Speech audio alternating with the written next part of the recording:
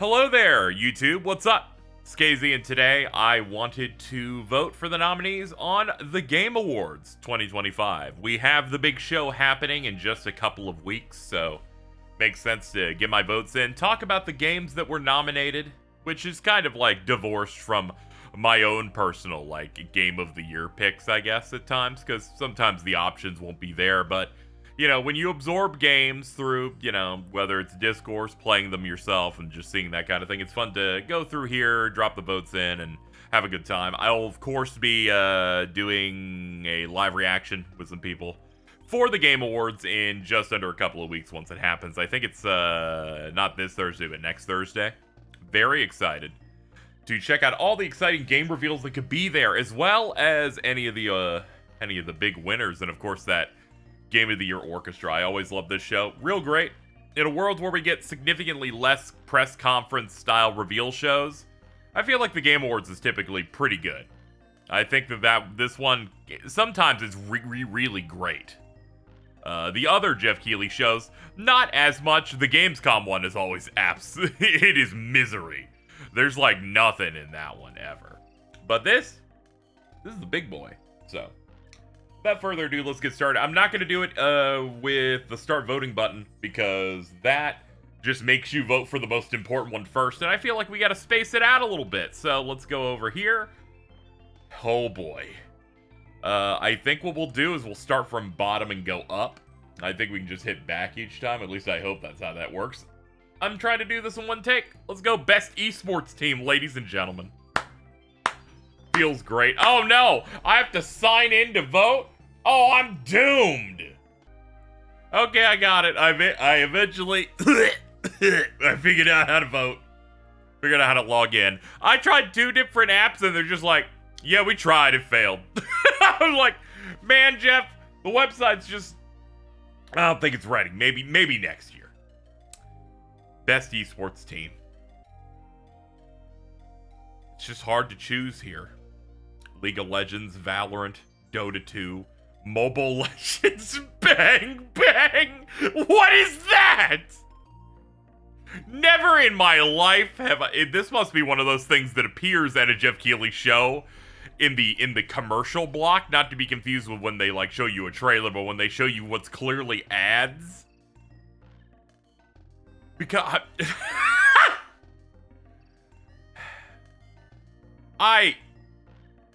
I gotta vote for one. We gotta have everyone here. We gotta vote for something. It has to matter. Are they in a forest? What's going on there? I don't like this one where he's shushing me. It scares me. Also, they represent Mobile Legends Bang Bang. I can't be doing that. Oh man. I'll pick this one. Why not? We'll just go for that. There we go. Boom. Great. Share your vote? Never. Absolutely not. Next category. Player's Choice. Round 1 opens December 1st. Okay, that effectively does nothing. Oh, okay. We'll hit previous. That's how this will work. All right, next up, Esports Athlete. All right, we got Brock. Not to be confused with Brock. Chovy, Forsaken, Kakadu, Meta RD, and Zaiwu. This is the one time I can actually pick one, because I don't play traditional esports or like engage with it, but I do enjoy watching fighting games, which means that there's at least 2 options that I can use here. I don't respect Blanca in any way, so Kakadu's gonna get it. So we're gonna go for that. I love how this thing just wants to melt. They're like, we need that animation to come in. We need to go back to like Windows Vista level animations on websites, I think. Best esports game. Counter-Strike 2, Dota 2, League of Legends, Mobile Legends, Bang Bang, and Valorant. I think they should have moved this up there, so they didn't have 2 characters that look very strangely closely alike, but with like a different art style. Who the fuck is that guy in the back? I'm sorry, I don't play Valorant. I'm sorry. Let's see. For the game that has delivered the best overall esports experience to players. Well, obviously we've got to go League of Legends, right? When has League of Legends ever done anything wrong? We'll just go ahead and hit previous. Content Creator of the Year for a streamer or content creator who has made an important and positive impact on the community. We've got Sadril, never heard of them. Kai Sanat, all right. Moist Critical. Sakura Miko. And the Burnt Peanut. I have to wonder what parts of the games media end up picking these types, because the Game Awards is typically like outlets from around the world, not just America, voting and propping up games, and through that's how the nominees are created. But everyone who's terminally online and mad on the internet pretends, yeah, Jeff makes all 5 or 6 nominees per category as they huff cocaine. I just have to wonder, someone at IGN's like, I've been really fucking with Burnt Peanut. I think it's funny anytime an anime character has to present in front of hundreds of thousands of people, so I'm gonna go ahead and pick that one. I'm kind of ambivalent to all of these. I've seen some Moist Critical stuff, but they should put him on Best Performance, for his wonderful dispatch role. Okay, we're almost to the point where I can vote for these in an earnest way that doesn't make me laugh. Most anticipated game, our nominees for recognizing an unannounced game that has demonstrably illustrated potential to push the gaming medium forward. We got... First of all, that description, I feel like that's putting a lot more than just games we want to play because they look fun. But here we go. Our nominees are 007 First Light, Grand Theft Auto 6, Marvel's Wolverine, Resident Evil Requiem, and The Witcher 4. Alright, first of all, there are not 5 nominees here. There are 4. Witcher 4 being here feels like a shit post. That game isn't coming out for like 3+ years, it feels like. They just showed like a target render trailer last year. That game's gonna take a while. Like, I don't know what. I feel like you should not put in most anticipated game a game that doesn't like show you some level of gameplay on it. Like there has to be like a promise that this could come out in a year or a year and a half. I don't believe The Witcher 4 is coming out in a year and a half. That's far out. The rest of these, though, are all coming out next year, or at least are intending to. So, let's roll into these 4. 007 First Light seems cool. That's the Hitman devs doing a 007 game. They showed, like, the gameplay demo for it. I'm interested in it, because I really liked the 007 games back in the 6th generation of consoles, like Everything or Nothing and Nightfire and Agent Under Fire. This is, of course... gonna probably have some of the silliness that the Hitman devs are good at, but also like some nice prestige. They definitely know how to push visuals and make things look cool. Everything they showed on it so far seems pretty neat. I'm interested in how that goes. GTA 6 feels like a fake video game. It's the most hyped thing, but I think what's disappointing about it from a discussion standpoint is that no one wants to talk about the game, potential gameplay stuff, even the story, like the Bonnie and Clyde type of storyline they're doing in Vice City. No one talks about that. These are what people talk about. Oh, everything needs to get out of the way of this release. Oh, this is gonna sell 1 billion copies, and how much can they get away with charging it? And I'm like, when I'm excited for a game like say Marvel's Wolverine, I think about what costumes I'm gonna play in, what characters they may use for it, the combat system, maybe a Resident Evil Requiem. I think of like, ooh, are they going to have the legacy characters coming in? Because people have been wondering about that. The gameplay, or if it's really going to be more of you're constantly hiding, at least in terms of some of the gameplay they've shown. But for GTA 6, it's just like, is it going to make $1 bazillion?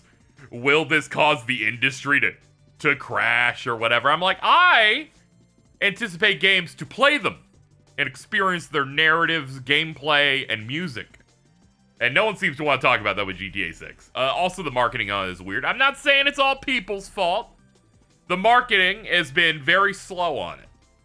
We had like one one decent trailer, I would say. The one after the initial one, where you like get a little bit of a taste of what they're kind of working with on that. But just honestly, I need a little bit more there. Granted, I'm someone who kind of fell out of love with Rockstar after like the PS2 gen. I'm that Rockstar fan that really who really likes Bully. We're a type of person. Let's see. Marvel's Wolverine. Very excited for this. I liked the Insomniac Marvel games, and this one looks bloody. It looks gritty. It looks exciting. You're gonna see cool Sentinels and stuff like that. I have avoided any of the leak stuff for when Insomniac had that big leak that happened.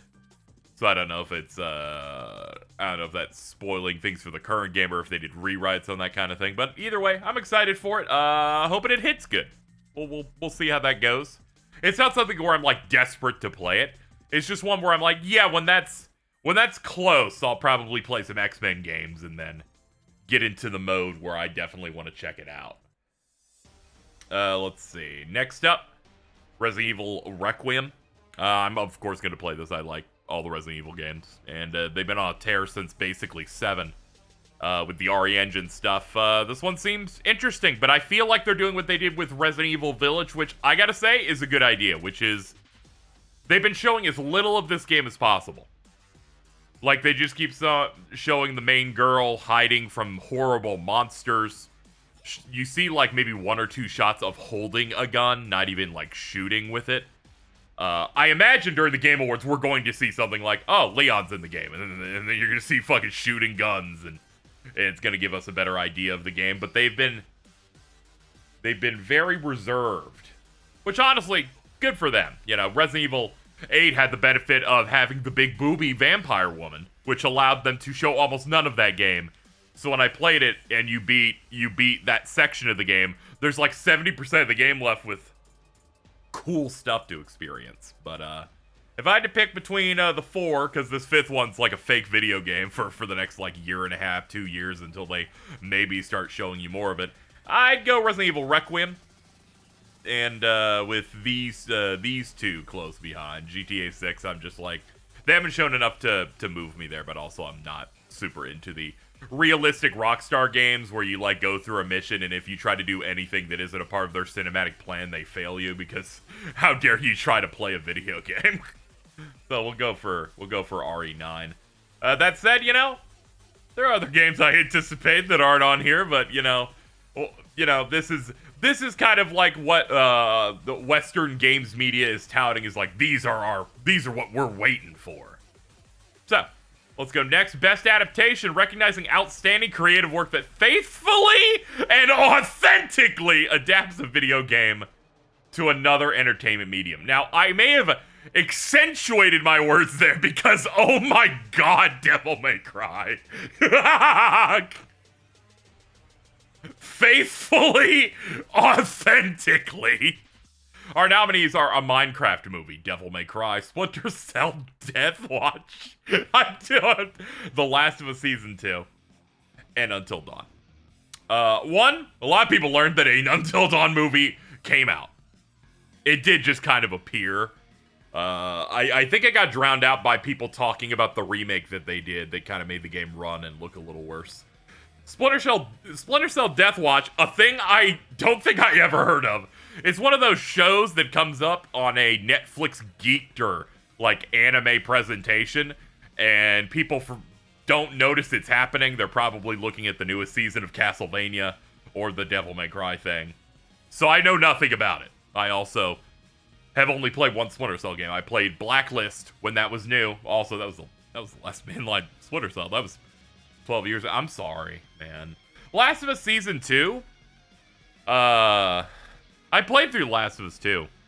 And looking into the show, it really did feel like they defanged that game in a lot of ways, where they kind of like added more words and justification for the things that happen in the plot that everyone knows about. In a way that kind of made it like an attempt to make the audience understand it more, which I feel like defeats the purpose of why they made those choices in the first place, to try and like challenge the audience, even if I didn't find the game particularly great. And it's splitting the game into 2 seasons, I believe. It's like season 2 and season 3. And a lot of people just didn't like it. Apparently, a lot of people thought the acting and the performances and the general writing on that was way weaker. To the point where suddenly Neil Druckmann's no longer working on the show. A lot of people have been having fun with that quote of Pedro Pascal going up to Neil Druckmann and saying, do you even like art? Which, But I'm not wading into the discourse. I'm just saying that The Last of Us as a show seemed to like run out of gas as soon as they got past the first game with a lot of audiences, which makes sense. That's what happened with the game in terms of like the way people talked about it. But either way, it didn't seem like it was terrible, but it definitely seemed like it didn't have the juice the way the first game did and the first season did. Let's see, anything else worth talking about here. Devil May Cry, that show, I was having fun. I watched this in a whole binge session. I was excited. They had Limp Bizkit rolling in an anime opening. So you immediately had me in. You had Papa Roach Last Resort. You had some great songs in there. I love Studio Mir anime a lot. Their animation and their general style always, they deliver so often with whatever they end up working on, whether it's like some Avatar stuff or like the My Adventures with Superman or the X-Men 97. Or Devil May Cry. Like, Devil May Cry's animation, pretty good here. This thing, it's kind of, like, pretty bad. It's just, it's doing its best. It's doing something. I don't know what. I can't be that forgiving. What it's doing is it's adapting Devil May Cry. And turning Devil May Cry into, if I remember correctly, from when I binged it, a post 9/11 anti-war thing where they absolutely ruin Lady's character by making her an abrasive cop that wants to shoot minorities. The minorities are demons. And acts in almost an unforgivable way, and they put as many obscenities in it as possible, but also is constantly rushing to hit to the parts they really like. And then all the interviews came out about the creator saying that he was only interested in doing a Devil May Cry anime because at the time that he grabbed the license, the Devil May Cry brand was like really weak because DMC5 didn't come out. And he kind of wanted to take over the brand in terms of like mind share, like his show would be like that. And I think that dude's kind of a dipshit. And the final scene of the season 1, the first chunk they put out, insane what they got going on there. The next chunk might be even worse, but we'll see. I will be watching. Make no mistake. It's one of those where you enjoy it, but if you're like, you can like enjoy it, but if you like enjoy Devil May Cry on a certain level, I feel like there's some parts of it where you're just like, this is a fucking nightmare. What did they do? So the Minecraft movie is pretty good. I watched this twice. I watched it in theaters as a bit, and then came out going, wait a minute, this is actually like a pretty good children's movie. It has a real 90s energy to how heightened reality it feels, especially in the town before they isekai themselves to the other world, to the overworld of Minecraft. And I think it's funny enough. Jason Momoa and Jack Black are doing a great job in there. I'm not someone who completely hates Jack Black at this point, despite how many video game roles where he's just doing his thing he's in. But overall, I had a great time with this. It's done by the director of Napoleon Dynamite, and I enjoy me some Napoleon Dynamite. And I feel like you can see some of that energy in here. Some of the other side characters beyond, like, Jack Black and Jason Momoa are a bit weak. Like, the main kid's, like, fine. But overall, I enjoyed this. And I imagine when they do more, it'll, if they keep this energy, it'll be pretty tight. So I'm gonna vote for that, because I didn't see this, I didn't see this, I didn't see this, and I saw this, and the more I think about it, the more I'm like, what the fuck did you do? So, there we go, we're gonna move on. Next one, best multiplayer. Outstanding online multiplayer gameplay and design, including co-op, massively multiplayer experiences, irrespective of game genre or platform.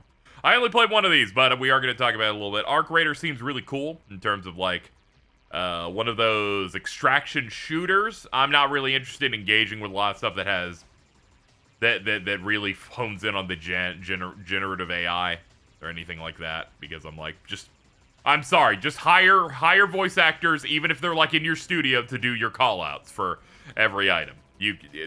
I'm sorry, you can do that, especially when you're this big of a game now, where I'm like, what, do you think a voice actor costs $5 billion? Like, what do you do? I feel like they're criminally underpaid as is. I don't think you need to set this expectation, especially with other stuff like anime dubs getting AI dubs now. I saw that on my timeline today. Ooh, bleak. Anyway, game seems dope, though, but I have not played it, so I can't really say much. Battlefield 6, it's great to see that franchise actually come back swinging. Good to see the Vince Zampella effect of trying to fix their other franchises continues apace. You know, he was able to help get his studio to deliver on good Star Wars games for EA, and is now bringing Battlefield back from the dead. Here's hoping their attempts to annualize it doesn't fuck them.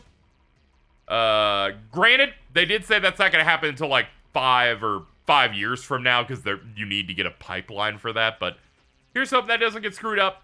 People do have concerns with the whole Saudi Arabia getting in with EA, I believe, with the intents of like, ooh, this could like really complicate things, where their priorities on brands could in fact inshitify them, which is not unique to them.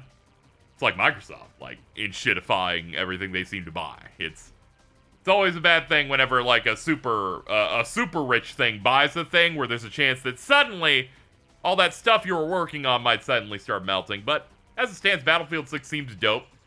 I have plenty of friends who have been getting into it recently and are pretty excited about it. So that's great. Elden Ring Night Rain, did not play this. I wasn't interested in a Souls-like game with multiplayer, but it seems cool.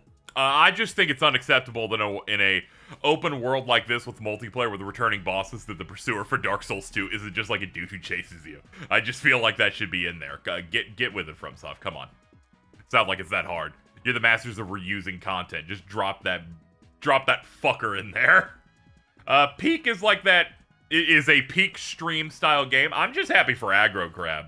As someone who got a review code from their game Going Under, which was a roguelike game that kind of played like 3D Zelda dungeoning for like failed like startup companies, and then that game bombed real bad. I felt real bad for them, but then thankfully they came through with Another Crab's Treasure, which did well because they did like a Souls-like game, and now they've been doing a lot of these streamer-focused, funny reaction games to play with your friends. And this one I've seen plenty of fun clips with it, but of course my vote's gonna end up going for what I did play in full with friends, which is of course Split Fiction. It is Joseph Ferris's newest co-op game. The stuff they do in this game with constantly giving you new mechanics that are really fun, really solid game feel, really good platforming and shooting and everything they got going there. The story, at points, mainly with this white girl on the bottom, in terms of plot lines, is absolutely insufferable. Really terrible, but you tolerate it because you're constantly given really great ideas from a gameplay perspective.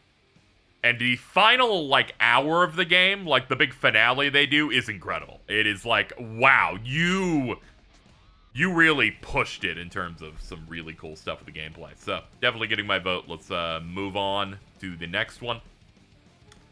Best sports racing game for the best traditional and non-traditional sports and racing game. Our nominees are EA Sports FC 26, F1 25, Mario Kart World Rematch, and Sonic Racing Cross Worlds.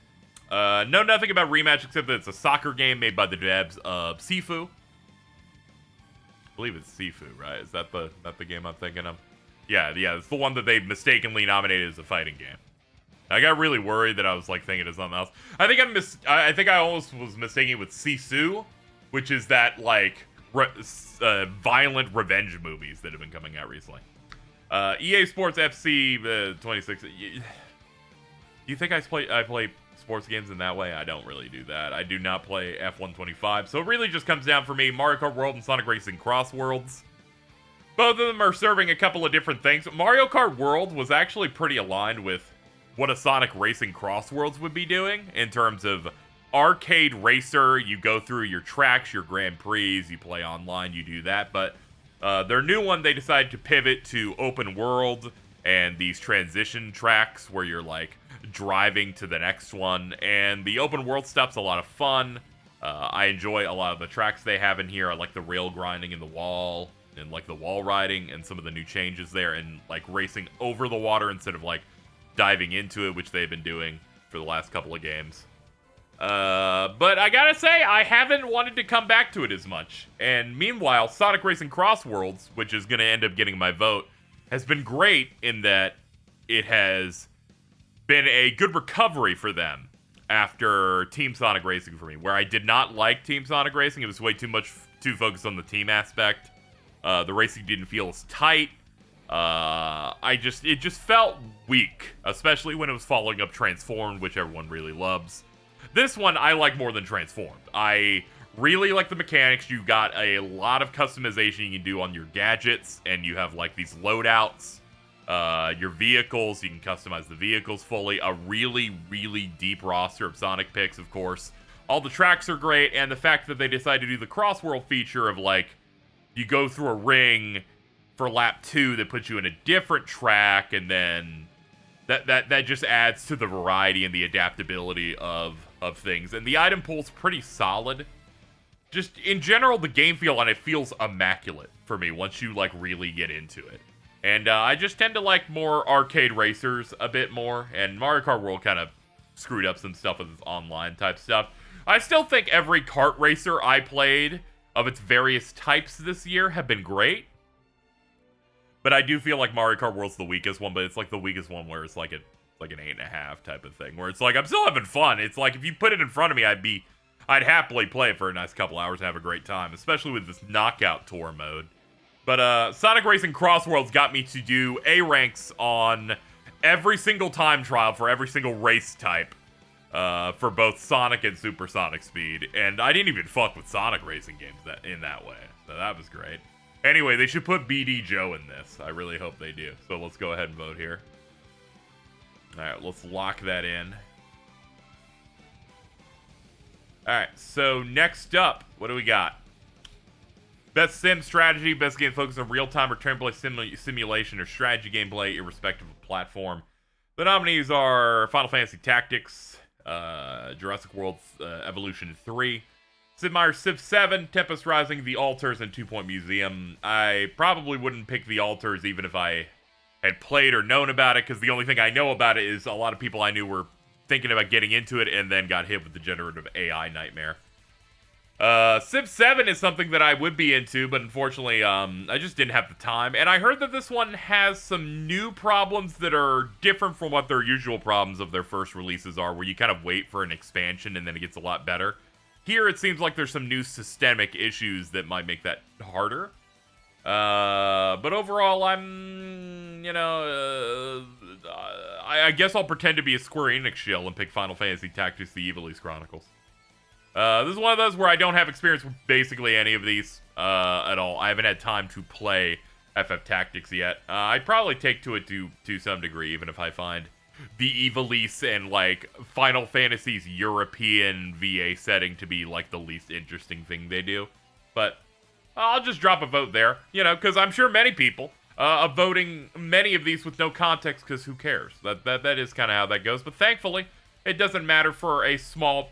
votes in this, I think, are only a small percent of what actually determines it. But it gets to be like the tiebreaker in a way. I think this is how my understanding of the voting goes, where it's a small portion of fan vote is what determines this, except for the viewers' voice stuff, where they nominate and go through a shit ton of games, and people really, really lock in for it. Best family. For the best game appropriate for family play, irrespective of genre or platform, we have Donkey Kong Bonanza, Lego Party, Lego Voyagers, Mario Kart World, Sonic Racing Cross Worlds, and Split Fiction. Split Fiction, obviously great for co-op related stuff. It's very easy to pick up and play with stuff, and it goes with it's aged up a little bit, because it deals with some more heavier subject matter than, say, the subject matter you would get from a Donkey Kong game or a Lego game. But it's cool to see this here. Sonic Racing Cross Worlds, Mario Kart World, immaculate racing games. It's definitely a family game for Sonic Racing Cross Worlds, because that intro sounds like a Nickelodeon theme song. And it has SpongeBob in it. Lego Voyagers looks like a delightful co-op game, but I don't know anything really about it except when it was shown at shows. But I did play plenty of Lego Party. I played through the boards, and I have to say, finally, a Mario Party competitor that is actually quite good. I have to say, it does some different things from what you are generally used to when it comes to Mario Party style games, where you do the minigame at the start. It determines the turn order based on how you perform. There's no bonus golden bricks at the end. Honestly, I kind of wish it did. I kind of wish it had the bonuses at the end, honestly. Because it does kind of feel a little deflating when you're in the Mario Party mode. You come with the expectation that you do as good as possible, and then when you get to the end of it, you hope that you can maybe grab something else to either maintain that lead you have or come back. And it kind of makes the game feel flaccid when they do the final totals, and it's like, yo, well, I know who won. I looked at the score before we transitioned to the screen, so I feel like they should add rewards there, at least as an option. That would be nice. Either way, I want more of this, because I feel like this does some decent changes to the formula that are fresh, and all the minigames are great. The split of only 4-player minigames and then 2v2s on a special thing is kind of smart, and they all play relatively well, so I'm pretty happy with that. And Donkey Kong Bonanza is an immaculate super game. It's the first big mainline Donkey Kong since 2014, and is incredible, and is a 3D one, and is great, and is, oh my god, it's so good. It's definitely one that I've continued to come back to over the coming months since it came out in, July? Especially because of that DLC that came out. I try to get in on the events for the Emerald Rush, like, pick 3 roguelike action mode they did, which also very good and adapts the gameplay systems well. It just really helps that just moving around in that game feels good. You, like, hit buttons, and the immediate feeling and how the responsiveness to it really just adds so much. Very good game. Very good. I'm going to end up picking that one as best family game, because it also feels like almost a Renaissance Disney animated movie style thing with the way they use music in it, the way the story plays out, and some of the vibes. Really, really good. So we're going to pick that for best family. What do we got for best fighting game? This is a rough category. For best game design, primarily around head-to-head combat, 2XKO, Capcom Fighting Collection 2, Fatal Fury City of the Wolves, Mortal Kombat Legacy Collection, and Virtua Fighter 5 Revo World Stage. All right, let's see. Let's go through the list here. Game that's in beta, so it's not even fully out. A collection of games from the 90s to the 2000s. A new fighting game, a questionable collection that has launched in a rough state of games from the 90s, and the newest re-release of Virtua Fighter 5. It's a new version. They like rebalanced it and everything. It's like the effort to get Virtua Fighter back as VF6 is being made, and we've been seeing little bits of it. But it is in fact Virtua Fighter 5, a game that came out in like 2006 or whatever. It's very easy to just click this. I know some people are like, the Saudi Arabia aspect and we put soccer rapist in as a fighter. I know that stuff's a little bit rough, but if I'm saying best fighting game, it's like this is the only option that makes sense to me. Re-release, collection, game that isn't really out. Like, I don't think, when I think of, like, honestly, when we're thinking about the best thing in a category, I don't think collection should count, and I don't think early access thing should count, because honestly, 2XKO is like an early access thing, in a way, I feel like, until, like, they've hit a bigger release. I feel like next year, yeah, it's coming in, like, with holes in it, and, like, some oils dripping out of it. It's like, it's not ready yet. It's not ready yet. You didn't nominate Hades 2 last year. We can't be doing this. And collections, I feel like, should have their own category at this point. Like, honestly, we get remasters, remakes, and collections and stuff. There should be a collection category, and there should be a remake, remaster category. And if there's not enough for them on a certain year, you just don't do it every year. I feel like that's a better way of doing it, so that actual fighting games can be here. In all honesty, things get snubbed. Like, didn't a Hunter x Hunter game came out this year? Net Impact? That should be nominated in here. And it shouldn't get snubbed by a Mortal Kombat collection that has really rough input lag, and if you played it on console at launch, the net play was like absolutely miserable. I just feel like new games should be in this category and should not be eaten up by Digital Eclipse ported some Mortal Kombat games, which is cool. Wulei, I love Quan Chi, but we need make it make sense. All right, let's do better. Best RPG. Oh boy. For the best game design with rich player character customization and progression, including massively multiplayer experiences, the nominees are Avowed, Clair Obscur Expedition 33, Kingdom Come Deliverance 2, Monster Hunter Wilds, and The Outer Worlds 2. Congratulations to Obsidian, managing to snipe 2 nominations in one category. Good for them. That said, I didn't really feel Avowed very much when I played it. So I wasn't really feeling that one. I think it's just because I don't like that style of fantasy very much. I'm way more into more of a science fiction type thing if we're going for more Western RPGs, or at least that's kind of how I felt to a degree.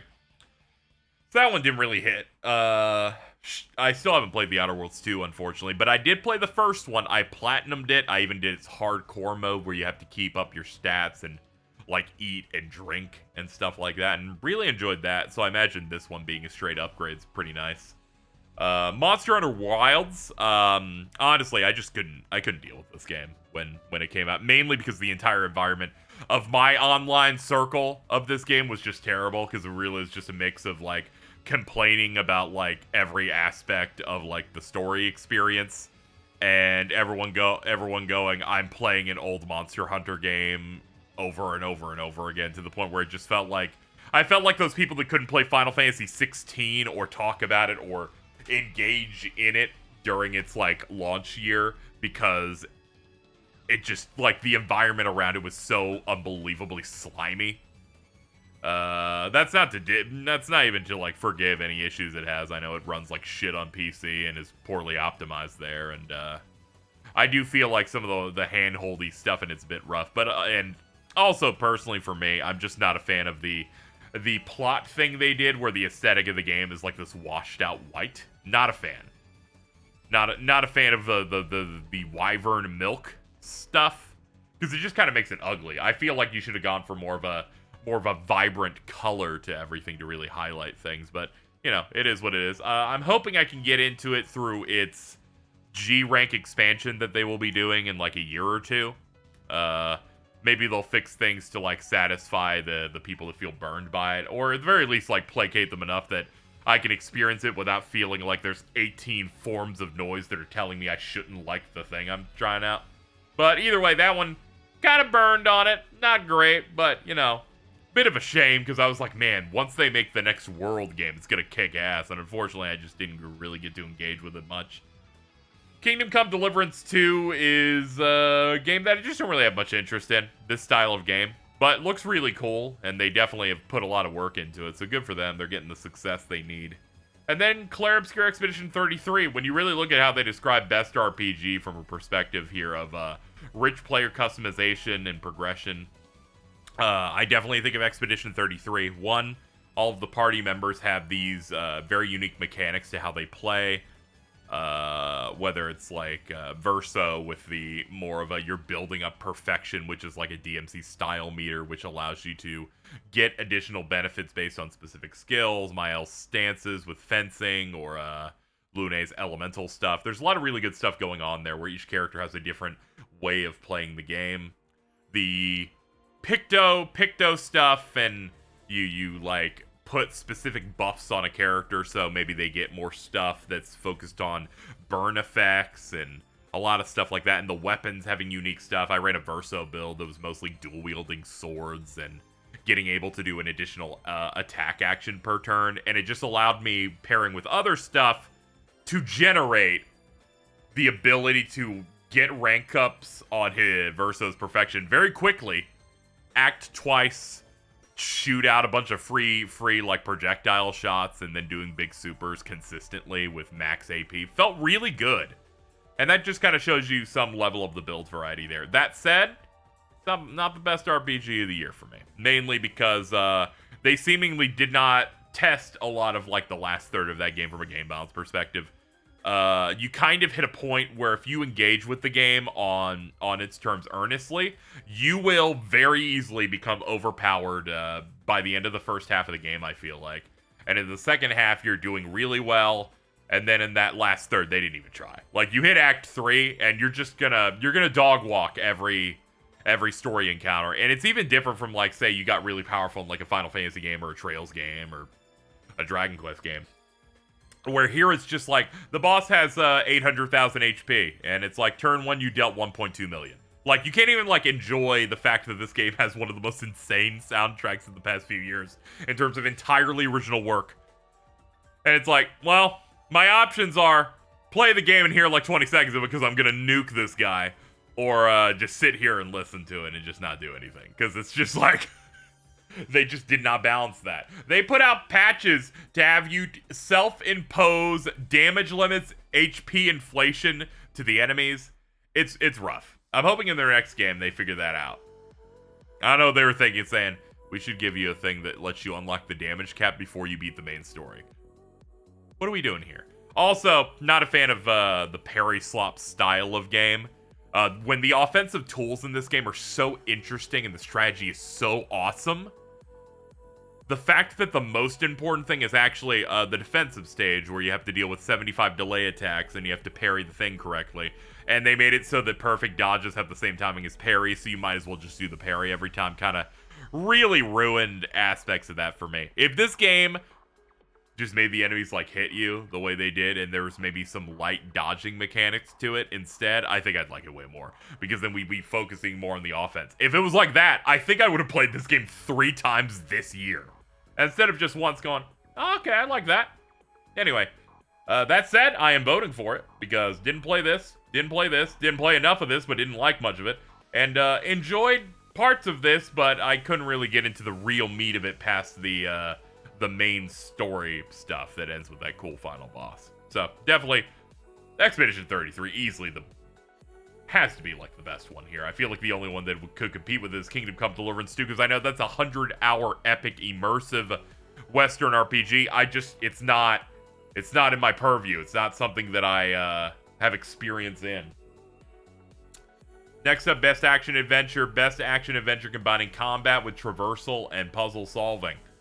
We've got Death Stranding 2 On the Beach, Ghost of Yotei, Hollow Knight Silksong, Indiana Jones and the Great Circle, and Split Fiction.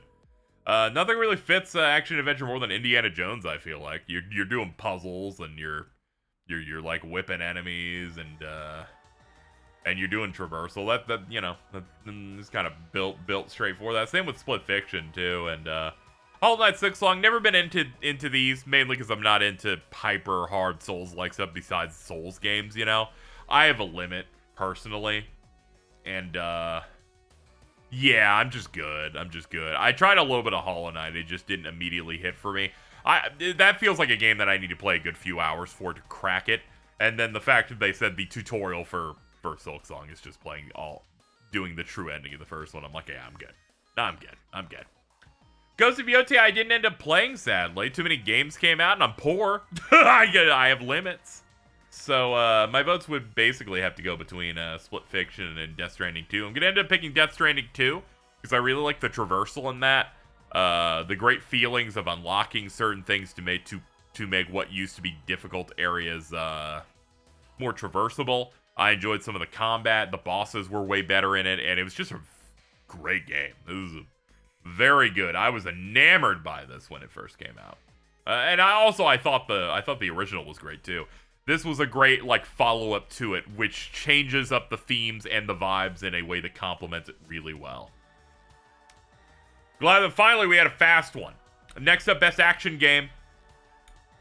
These are games focused on combat. You go into them for combat. We got Battlefield 6, Doom the Dark Ages, Hades 2, Ninja Gaiden 4, and Shinobi Art of Vengeance. So, Battlefield 6, I guess it's action, and the fact that you're shooting stuff. I guess if Doom could be in here, Battlefield 6 could be in here. I guess that makes sense. Didn't play it, can't talk about it. Doom the Dark Ages, I played through that. I have to say, it's probably the weakest of the 3 Doom games now that I have a bit more space from it. I don't think it's bad in any way. I think it's good. but it does have a Mick Gordon soundtrack, and that's just inexcusable. If this had a Mick Gordon soundtrack, my opinion of it would change. Because I'd be like, man, there's a song I remember for it. I remember no song from this game played it this year. There's no song on the level of The Only One They Fear Is You, or BFG Division, or any of the various like tracks and things that you would get from Doom 2016 or Doom Eternal. It goes for different stuff here. I have to say, it is very weird that they're like, our next Doom game is, we somehow made a first-person shooter where we want you to parry. And it's like, for people that are like exhausted of the parry slop style, I get it. They even did it to Doom. That said, I enjoy the bosses in it, because mostly they did end up, you know, that parry style ended up working for them. Game kind of ends weird, where you do your big final boss, like, sequence stuff, and then there's, like, another level after it, and then you do another boss. I enjoyed it, but it does feel like a weird, almost kind of uneven pacing for the end game. It feels like, almost. That said, I did enjoy my time with it, but it definitely was a bit weaker as a result of, just a weaker soundtrack, and I do take to the more pure shooting bliss of Doom Eternal a bit more in its speed, personally. But also, where are you going to go after Eternal's second DLC in terms of, like, that? It started crumbling under the weight of, like, attack weaknesses in that way that this was probably a good idea. Hades 2, I have not played the full release, sadly. I'm sorry. I loved Hades. Like, I played through all of that, and it was one of my favorite roguelikes. But I did play a good chunk of this in early access. So I at least beat the first 2 biomes. Could not beat the third one. Yeah, it seems good. I don't know if I'm going to like it as much as 1, though, when I finally do play it. Just because I feel like a lot of the first set of weapons in it, I just don't like. I feel like there are, like, a lot of weapons I could enjoy off the rip in Hades 1, and here they're doing different things, and I'm just like, I'm waiting to find something that I'm like, yeah, I want this. It's mainly, there's no sword option immediately. I'm like, what if we just had, what if Hades 2 had all the exact same weapons, but there were more boons, and see, you end up falling into that state where you're like, it's not hitting fully, but I am going to play it eventually and burn through it. But at the time, I was like, I'm enjoying the new things it's doing here, but I haven't found the right weapon for me. And once I find the right weapon, I really enjoy it. And then I start experimenting, and then the weapons I didn't like, I start getting into. This happened with Hades 1 too, where I did not like the gun, but then I found weapons I really liked, then came back to the gun, and then learned to love the gun a lot. So I feel like that can open up with Hades too. I'm also glad I waited, because they've done a lot of patches and even some uplift of the ending as well, as what I heard. So definitely something I'm happy to jump into a little bit later. Next up, Ninja Gaiden 4. I did not play this yet. Is the Platinum's take on Ninja Gaiden, which seems pretty cool. In terms of like the aesthetic, it seems nice. Combat looks sick. It looks to be just like Ninja Gaiden, where it's way too hard. Haven't played it yet, though. It just hasn't, I have not had time. What I have had time for, in terms of some real ninja action, Shinobi Art of Vengeance. I played this and loved it. They take stage-based Metroidvania style with this. Amazing 2D art. Really solid bosses.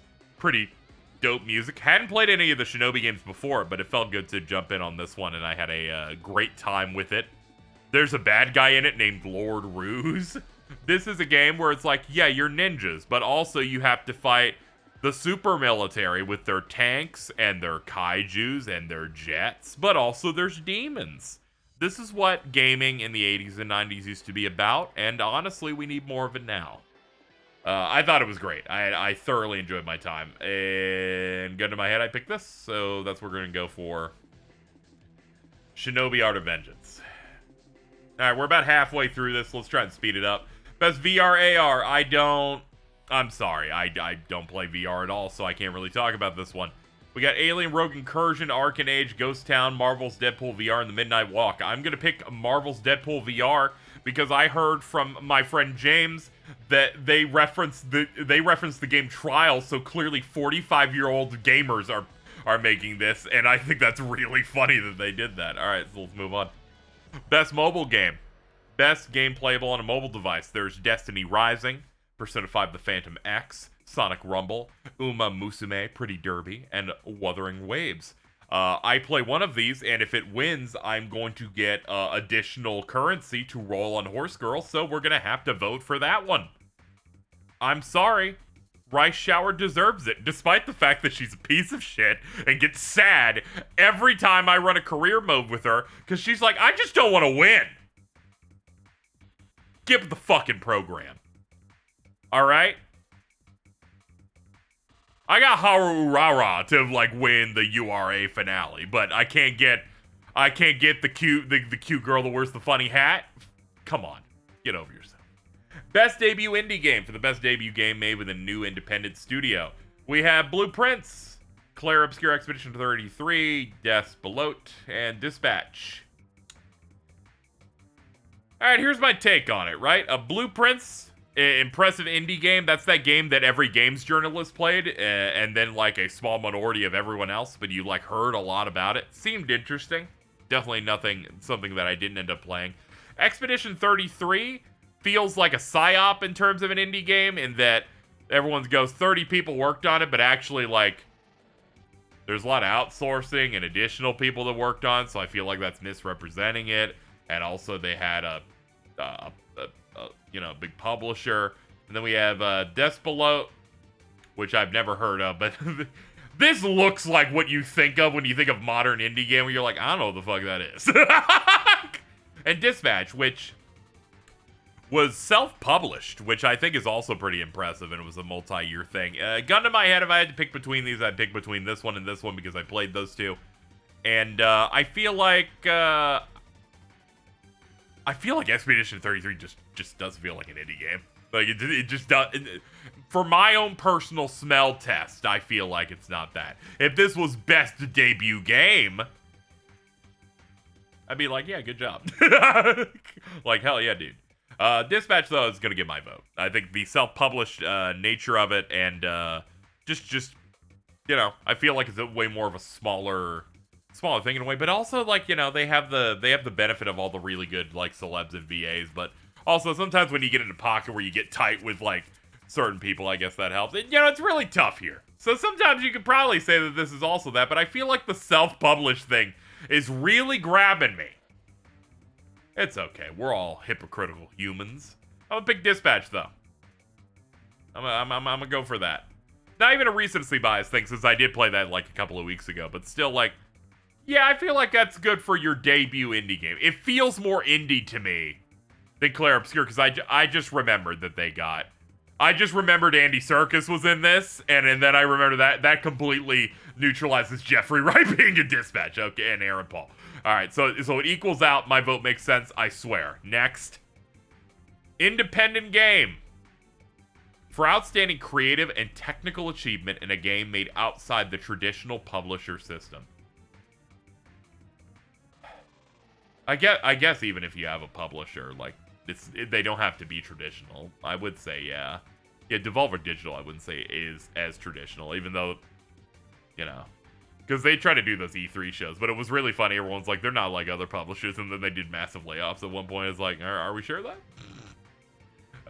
Let's see. We have Absalom, Ball Pit. I assume it's Ball Pit and not Ball X Pit. I'm pronouncing it how I pronounce Hunter x Hunter, the anime, Blueprints, Claire Obscure Expedition 33, Hades 2, and Hollow Knight Silk Song. Discussion on Hades 2 feels mixed. But that's always a problem with a sequel, because they can no longer shock you, So the novelty wears off, so people are a little bit less hard on something, even if it might be better. But I haven't played enough to know. Hollow Knight Silk Song haven't really played. See, this sucks. The only one I could vote for in earnest here is Expedition 33, but I disagree with it being independent. I disagree with that. I don't think you're allowed to, like, say I'm the best independent game. My game has an MCU actor and Andy Serkis in it. I just don't think that's allowed. I just think that's I know there's stuff. I know 12 Minutes came out with, like, Daisy Ridley. Something about an incest baby. But I just, it feels weird. I just don't, it doesn't parse in my mind. I feel like some ways where they downplay, they try to make Expedition 33 as small as possible when there's parts of it that are bigger, in a way. If I go with an independent game that did some cool technical achievement, I guess I'm gonna land on, I'm gonna pick Blueprints, because what a little I've seen from that game just looks interesting. Again, it's gonna be a vote where you don't really pay much mind of it, though. In terms of, like, my opinion. Community support. Recognize a game for outstanding community support, transparency, and responsiveness, inclusive of social media activity and game updates and patches. So basically, it's communicating with your audience, putting out patches, doing good social media. Baldur's Gate 3. I don't even know what they did, personally, but I imagine they just kept patching and adding stuff on there. FF14, I feel like the perception that people have of it is that it really fell off with Dawn Trail, but that's mostly for people that Dawn Trail didn't hit for them, and transphobic people that just really, really fucking hate Wuklamot. And then that game became a culture war game, which honestly is really depressing as someone who's been playing that game since before Heavensward came out. Like, seeing it suddenly become this thing where it's like, talking about it feels like radioactive culture war shit, where I'm like, dude, it's just FF14. I played that new expansion, and my big takeaways were they should do a different finale next time, because they've kind of done the same one the last 3 times. A lot of the areas look pretty cool in it. I liked the Latin America stuff, because I am, like, half Latino. And big thing I liked about it. The dungeons were significantly harder than the last 2 expansions. They felt great in that way, and I especially like the second half of the story where it went, especially with the aesthetic stuff, especially the Solution 9 stuff. But a lot of people don't talk about that. And also, I'm coming from a different perspective, which is people that do the main story. I don't care about ultimates or the savage raiding type stuff, or the concept that you need an MMO like that needs to make sure that you're playing it every day. I'm like, nah. It's a living game that I come back to and I enjoy, but then I go play other things. So, you know, the frequency and the content that therein that comes out, it's just not good. But also, I feel like a lot of the criticism of how that game has been supported in this past, like, year plus since Dawn Trail dropped has been misrepresenting basically all of it. They've been doing a pretty good job, and I'm excited to see what they do with the next expansion, since apparently they seem to want to do some nice upgrades to it. But there is a limit on how much you can upgrade a game when you also have to work on the game at the same time. So we will see on that. Fortnite. It's Fortnite. It's just like, what fucking... I nominate Fortnite this time because I like The Simpsons. Is basically how that feels to me. They did add all those extra modes, but I haven't heard a lot of my friends talk about those extra modes since they launched. Has it even been over a year since they did, like, the Guitar Hero-esque one and the Lego stuff and whatever? But either way. Helldivers 2, I don't know what else they're doing with that aside from the Xbox port, and I guess they're still chipping away at it. No Man's Sky just continues to bring out free content, and it's insane. Overall, in terms of community support, I'm gonna vote FF14, you know, because I feel like it did a good job. And I feel like a lot of people aren't gonna really be as appreciative of it. I don't know, they're probably just like, I think that game's evil, you know. Have you watched the latest Asmongold clip yet? And I'm like, no, I could do many better things. I could masturbate instead, personally. Best ongoing, outstanding development of an ongoing content that evolves the player experience over time. And this is almost the exact same thing as the other one. Let's see. In terms of it, I have to say, I'm going to give credit here. There are 2 games I could pick, which is Final Fantasy XIV Marvel Rivals, because I don't play enough Fortnite as much. I played it a little bit more 2 years ago, but did not play Helldivers 2, did not play No Man's Sky, but do respect how much that's done. FF14, they've been putting out stuff. They've certainly put out better content that's been received better from my circles than Endwalker has in terms of, like, additional patch content.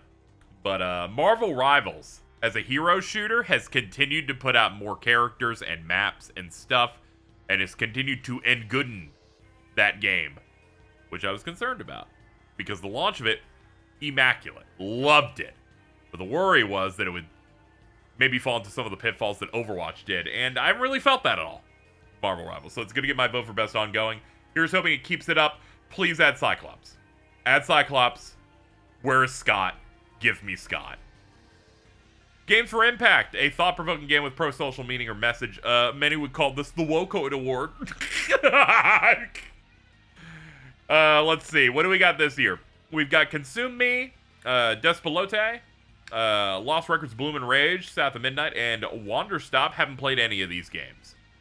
So again, my vote barely matters. You don't have to, like, take it to heart, obviously.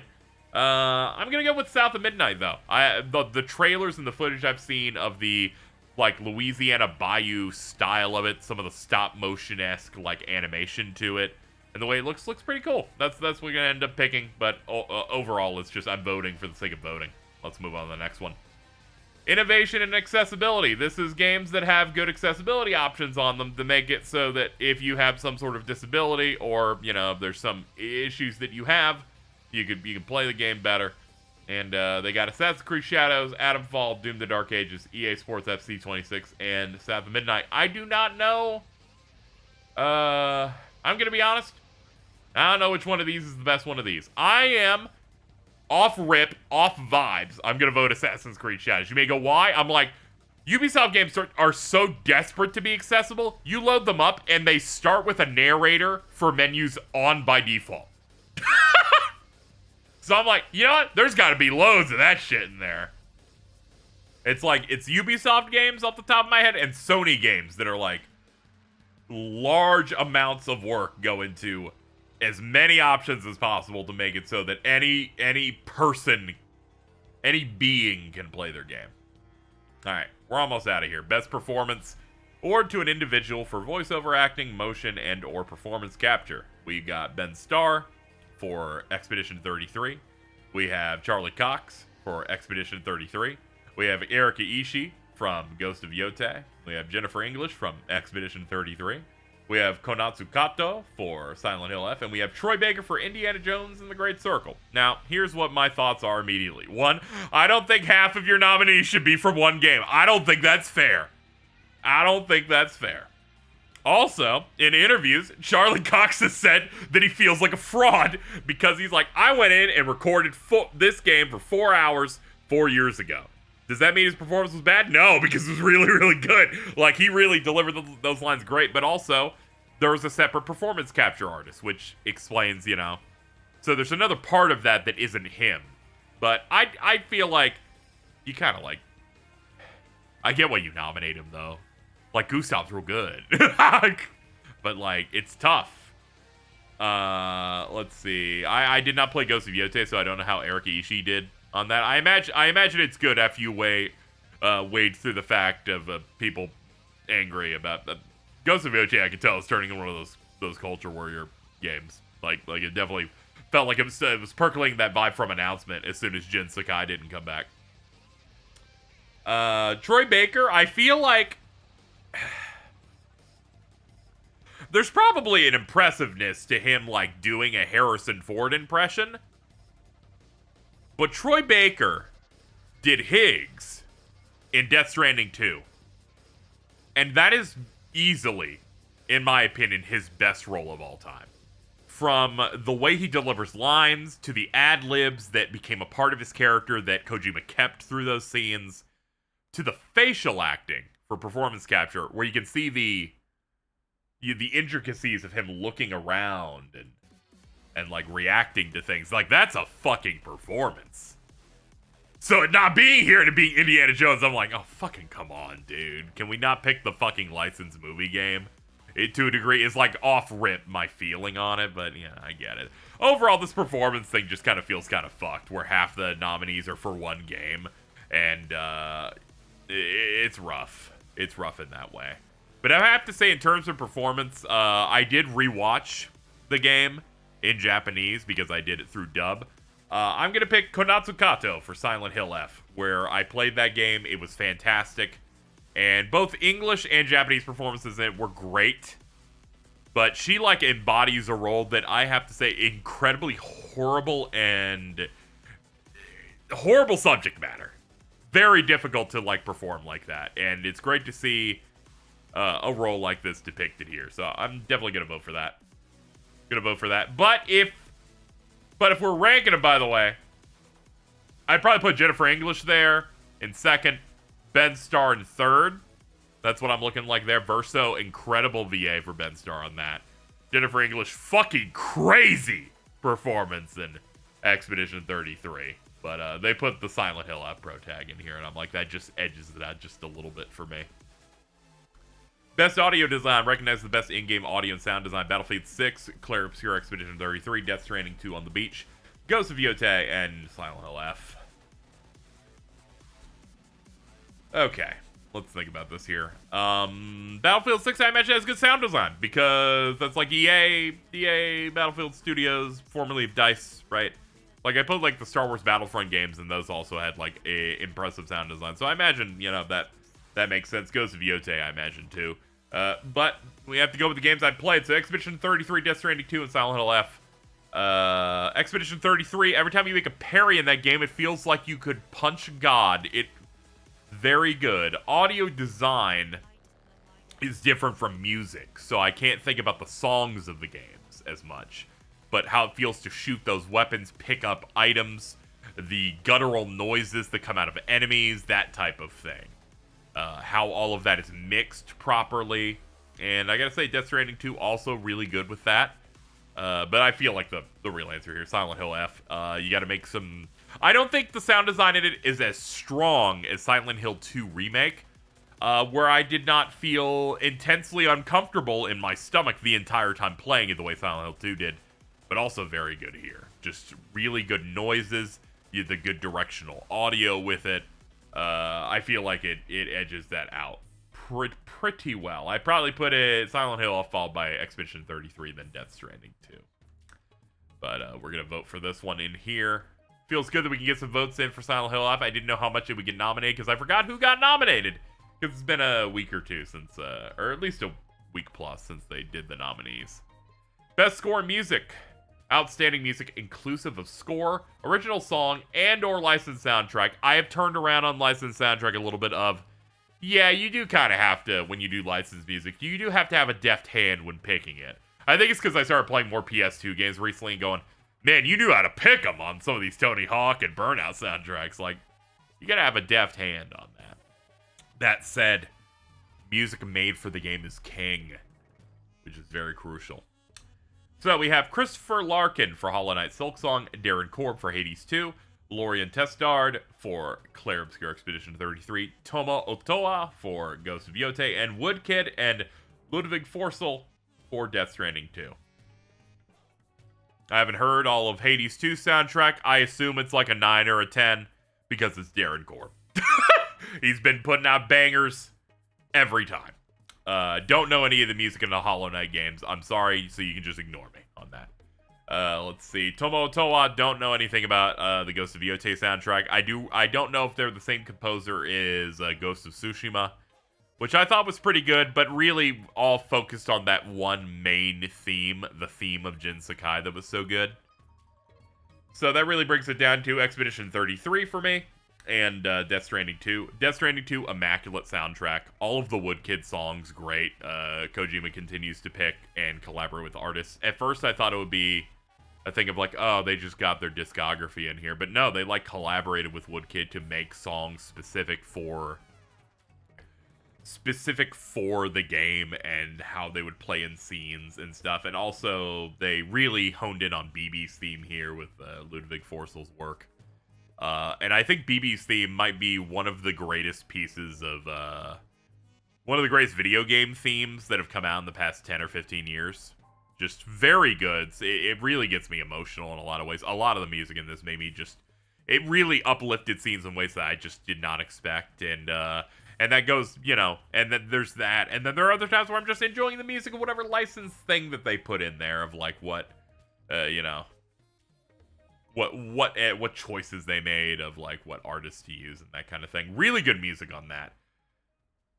Okay, I've talked about I've talked about ones that aren't Expedition 33 enough, huh? Alright. This shit's crazy. If this doesn't win, I would be shocked. Like, I'm a little more mean to Expedition 33 for its gameplay aspects and the parry slop aspects of it. They put out one of the greatest soundtracks for an RPG in the past 10 years. It's up there with some of my favorite recent stuff, like the FF7 Remake series, but this is entirely new, and that's what gives it such this big thing. Like, people put up, this is like an all-timer.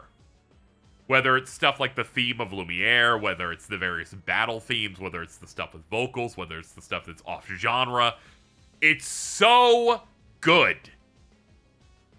In an RPG, I feel like you have what I consider pretty good soundtrack when you got 5 songs I want to go listen later. And I feel like once you hit like a dozen, you're in, oh man! And when you go, as you go beyond that, and this feels like this is where it goes beyond that, where there's just like so many really good tracks here. The important thing is you need good music that when the boss fight starts and then the music changes and I go, oh! And then you know, you're like, I'm ready to go. And then you'll just have moments where you're like about to fight Renoir or something, and then the music shifts, and you're like, I am in there, man. And that's how I know that these people know how to make a good JRPG, because they delivered on great music with Lori and Destard for that type of thing, and it happens constantly. And then they just have some weird stuff, like Minoko's music. Like they got some cool weird stuff in there too. But the Lumiere theme that plays is like an all-time like mysterious little bop that just is hypnotic with you. And yeah, definitely gonna pick that as the best one. I would be beyond shocked if anything else wins. Not even to like denigrate them. It's just like an ultimate apex predator appeared.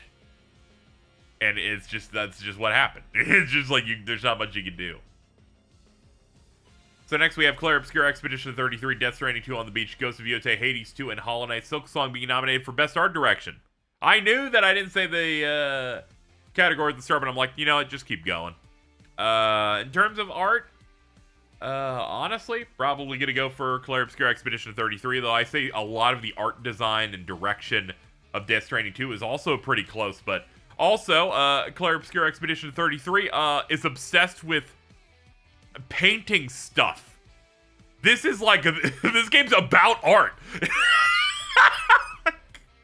So yeah, I'll go for best art direction on that. That was a pretty easy one to get into there. We're winding down. Best narrative: Claire Obscure, Expedition 33, Death Stranding 2 on the Beach, Ghost of Yotei, Kingdom Come Deliverance 2, and Silent Hill F. Bit of a tough one here.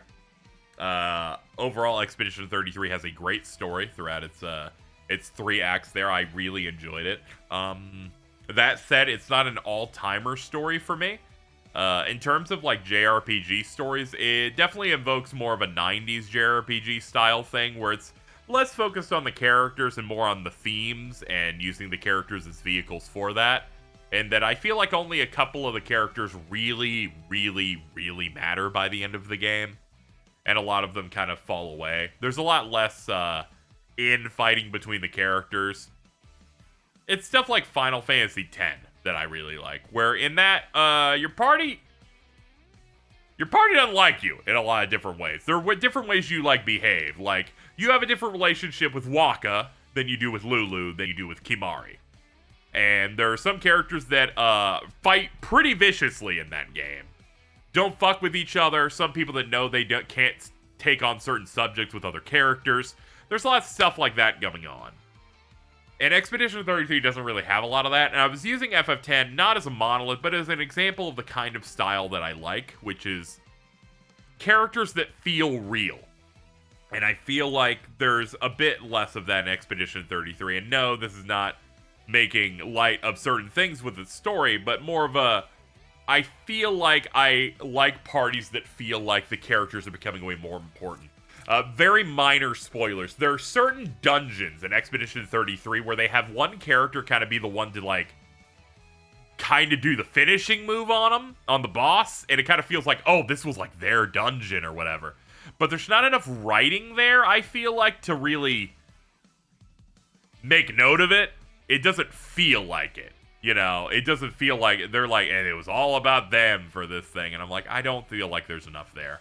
I would love to see them take on a JRPG style of more of the 2000s and beyond, where we focused way more on the character work and the character writing and the relationships there more, instead of the themes that we really want to hit. That's personally where I'm at, and that's why the narrative for it isn't as strong for me. That said, it does have some really good narrative flourishes toward the end. I think the Act 3 stuff they do is awesome. I really like it. Though it comes with some consequences in some aspects, and I feel like some of the final choices that you have to make and you have to think about of how that game concludes are cool. Cool, I think it's, I like it a good bit. So, I have to say, good narrative. It's just, it's doing something that I'm not as into when it comes to RPGs. Death Stranding 2, I love that story front to back. I thought it was great. The first game's about isolation, you doing something alone. This one's about you doing something with a group the entire time and doing it as a team, and continues off that first game. And honestly, I don't think I need a third game for this. I think both games complement themselves as a great duology. I got emotional. I teared up and cried during sections of it. Very good. Really, really enjoyed that. So definitely that one is great. And Silent Hill F, also a really great story. It's a story that you need to play that game 4 times to fully appreciate. They got a visual novel writer on it, and they decided to do things in narrative and make it so that I really only want to talk about the story with people that experienced all of its endings. So they got a full brunt of what is going on in that game. But that said, they have patched it to make it way easier to have those experiences, both with a casual difficulty and being able to skip some of the combat stuff toward the end game that does not affect endings. But overall, really, really enjoyed that story. I'm gonna be that guy. I'm gonna pick Death Stranding 2 on the beach for best narrative for me. But when it comes to Silent Hill F and Expedition 33, I think I'd pick Silent Hill F more. That's where I'm currently at on it. Best game direction. Okay, so we only have 2 categories left, so let's lock in here.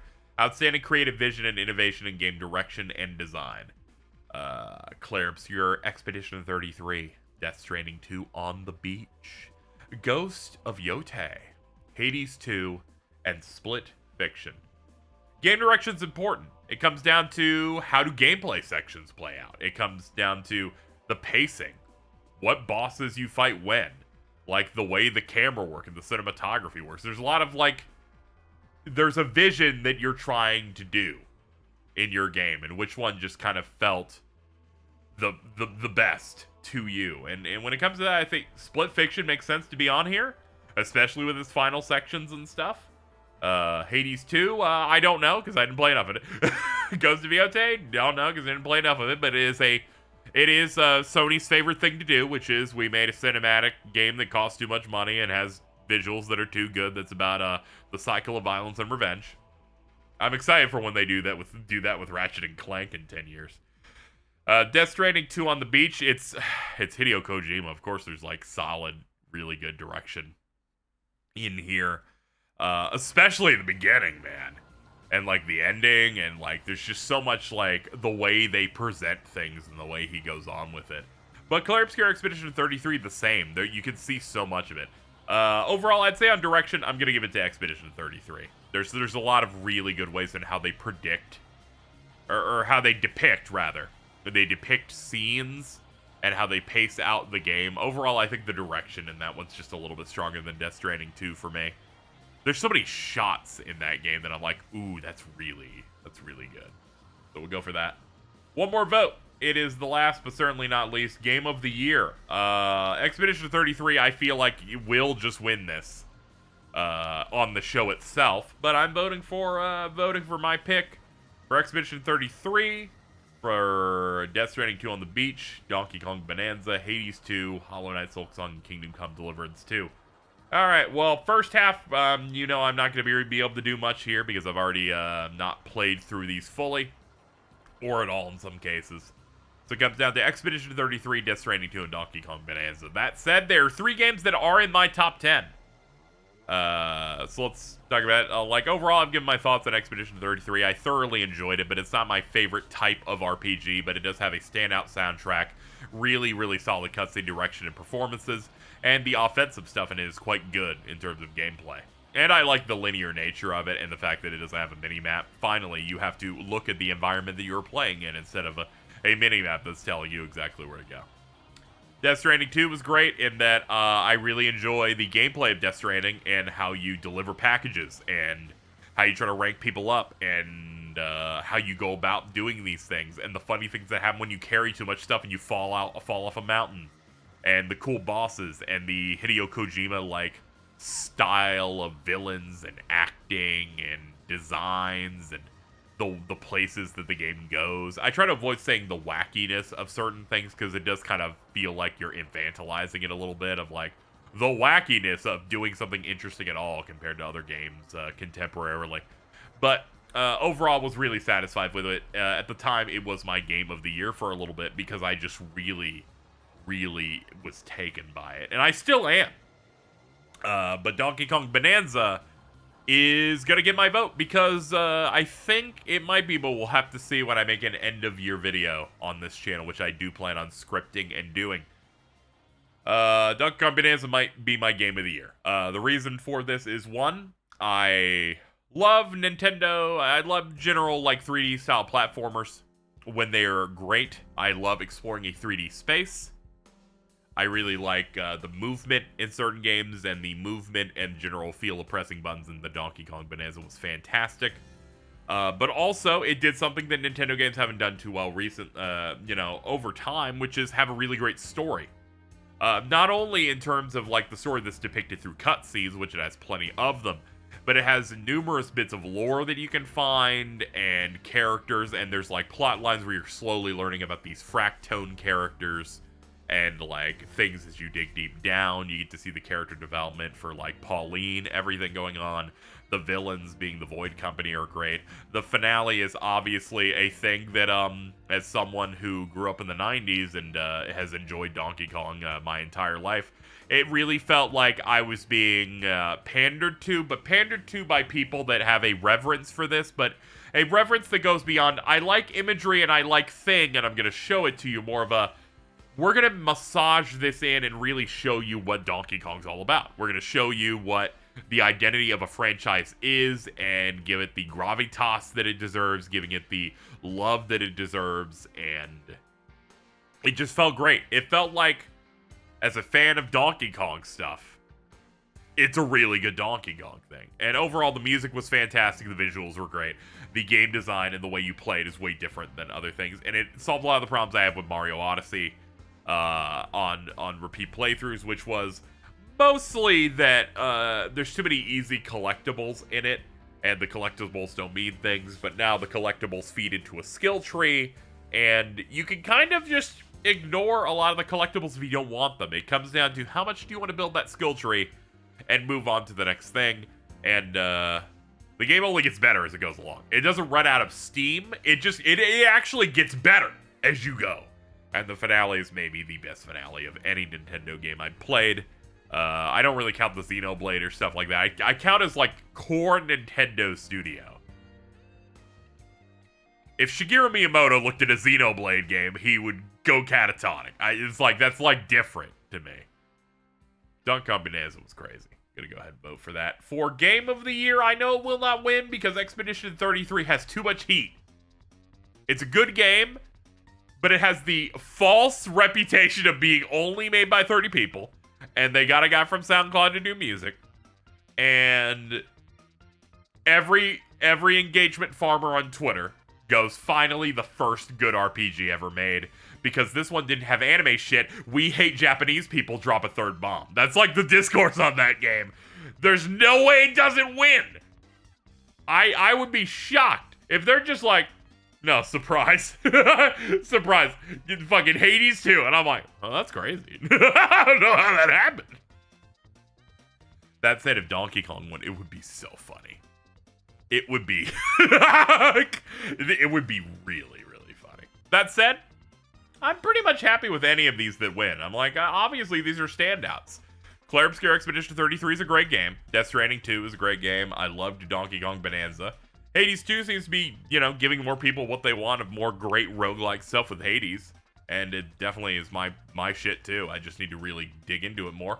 Hollow Knight Silk Song is a game that I'm really glad came out, so I never have to hear about it again.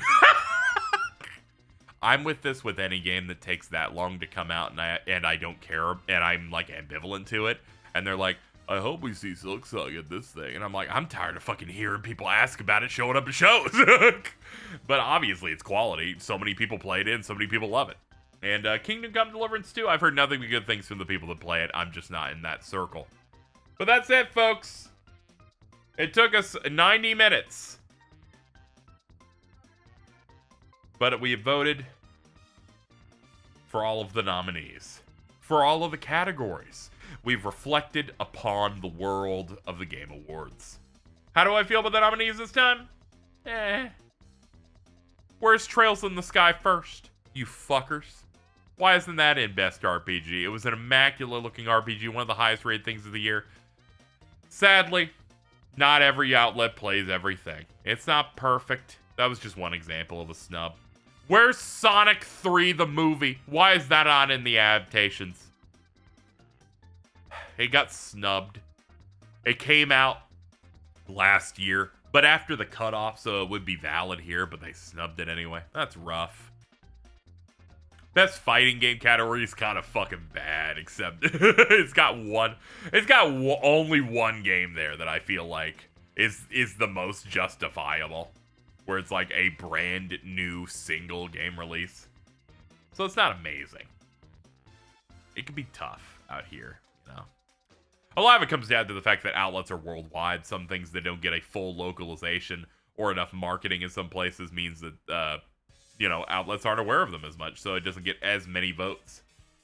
That said, I still respect it immensely, mainly because I really look into it, and I find most people that say that these awards are rigged, or there's backdoor deals, or that Jeff does all the nominees, are mentally ill dumbasses that don't engage with anything on any level. They appear to tell you that they don't care about the awards and say they don't matter, but for some reason they post about it every single year. Well, they do matter, they are cool, and they are going to show me a new trailer of Kingdom Hearts 4. I'm going to jump off a building.